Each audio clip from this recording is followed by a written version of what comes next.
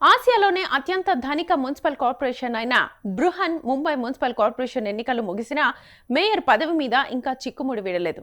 ఇది కేవలం ఒక పదవి కాదు, ముంబై నగర భవిష్యత్తును, అభివృద్ధిని, అధికార సమీకరణాలను నిర్ణయించే కీలక స్థానం. ఇప్పుడు ఈ పీఠం కోసం మహాయుతి కూటమిలోనే గట్టి పోటీ మొదలైంది. బీజేపీ వర్సెస్ శివసేన, షిండే వర్గం ఈ పదవి కోసం పోటీ పడుతున్నాయి. ఈ రెండు పార్టీల మధ్య టెన్షన్ క్రమంగా పెరుగుతోంది.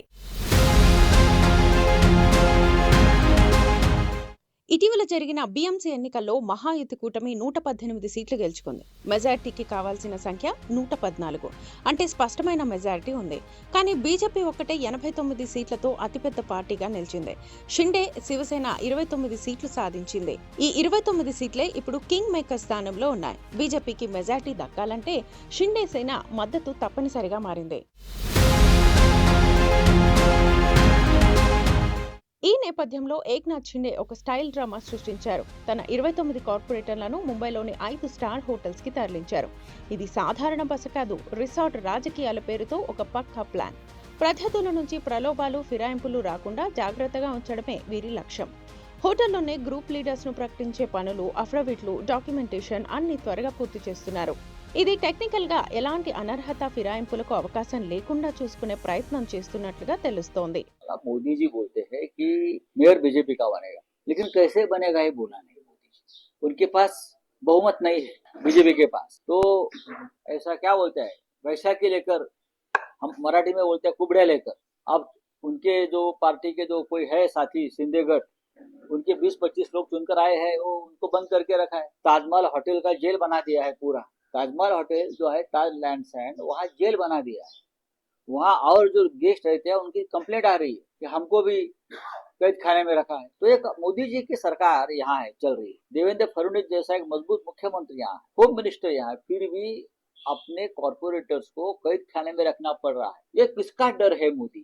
डर तो है ना, ये डर किसका है एक बार बता दी। మేయర్ పదవి రేసులో ప్రస్తుతం ముగ్గురి పేర్లు హాట్ గా వినిపిస్తున్నాయి. యామిని జాదవ్, తృష్ణా విశ్వాసరావు ఇద్దరు అనుభవజ్ఞులైన మహిళా నేతలు. మరొకరు యువనేత అమేయ ఘాలే. వీరిలో ఒకరికి మేయర్ లేదా స్టాండింగ్ కమిటీ చైర్మన్ వంటి పెద్ద పదవి దక్కే అవకాశం ఉంది. గత చరిత్ర చూస్తే ముంబై మేయర్ పదవి దాదాపు దశాబ్దాలుగా శివసేన చేతుల్లోనే ఉంది. బాలాసాహెబ్ ఠాక్రే నుంచి ఉద్ధవ్ ఠాక్రే వరకు శివసేనకు ఇది గర్వకారణంగా ఉంది. కానీ ఇప్పుడు పార్టీ విడిపోయింది. షిండే వర్గం తమను అసలైన శివసేన అని చాటుతోంది. ఈసారి మేయర్ పదవి తమకే దక్కాలని షిండే బలంగా డిమాండ్ చేస్తోంది. ముఖ్యంగా బాలాసాహెబ్ ఠాక్రే జన్మ శతాబ్ది సంవత్సరంలో ఇది తమకు ఇవ్వాలని పట్టుబడుతున్నారు. ఇది పార్టీ కార్యకర్తలకు పెద్ద సంకేతం కావాలని వారి భావన. माननीय शिंदे साहब को वो बहुत गलत तरीके से बोल रहे थे, लेकिन आज वो शिंदे जी बोल रहे हैं, तो मुझे लगता है कि संजय राउत ये सोचते कुछ है, बोलते कुछ है और उनकी मन में कुछ और होता है, तो उनको ज्यादा ध्यान देने की जरूरत है। लेकिन इस प्रकार से अचानक से उनकी तो मुझे लगता है आप उनको ही, जब भी उनका सुबह जो उनका भूंगा शुरू हो जाता है, बड़बड़ शुरू हो जाते हैं, तभी ये चीज आप उनको ही पूछना चाहिए कि ये बदलाव क्यों है। संजय राउत जी ये जो पार्टी के साथ जुड़ गए हैं, वो पार्टी को उन्होंने खत्म किया है। वो उबाठा रहने दो, वो मनसे रहने दो, वो एनसीपी रहने दो, तीनों पार्टी को उन्होंने ख़त्म किया है। अभी करने जैसा उनके पास कुछ भी नहीं है। उनकी खुद की एमपी की जो टर्म है वो भी ख़त्म होने को आई है। जो एमपी उनको शिंदे साहब की वजह से मिला था वो भी उनका खत्म होने को आया है। तो इसलिए अभी उनको कुछ काम बचा नहीं है, इसलिए वो अनाप शनाप बातें करते हैं। आपको खाने के लिए आने वाले थे यहाँ पर? हाँ। नहीं, ये देखो हम जिस होटल में रुके हैं ये होटल सबके लिए ओपन है, तो वो खाली बोलते हैं, करते कुछ नहीं है। ये उनका इतिहास है, तो वो खाली बोलने वाले हैं, उनमें हिम्मत तो है नहीं, आने की तो हिम्मत कभी कर सकते नहीं। మరోవైపు బీజేపీ వాళ్ళు కూడా వెనక్కి తగ్గడం లేదు. తాము 89 సీట్లతో అతిపెద్ద పార్టీ అని, ముంబైలో ఎప్పుడూ మేయర్ లేకపోవడం ఇదే మొదటిసారి అవకాశమని వాదిస్తున్నారు. బీజేపీ నేతలు, ముఖ్యమంత్రి దేవేంద్ర ఫడ్నవీస్ ప్రస్తుతం దావోస్లో ఉన్నారు. తిరిగి వచ్చాక ఈ విషయంపై చర్చలు జరగనున్నాయి. జనవరి 22న రిజర్వేషన్ లాటరీ పద్ధతి తర్వాత మేయర్ ఎన్నికలు జరగనున్నాయి. అందుకే ఈ ఉత్కంఠ మరింతగా పెరిగింది. हाँ, तो अभी मेयर के बारे में अभी ऐसा है कि जो 2-3 पार्टी एक साथ जब रहती है उसमें ज्यादा सीट जिनकी होती है उनका मेयर होता है। तो मुंबई में ऐसा है कि जो 227 सीटें है उसमें 89 सीटें बीजेपी की है और 29 सीटें एकनाथ शिंदे की शिवसेना की है।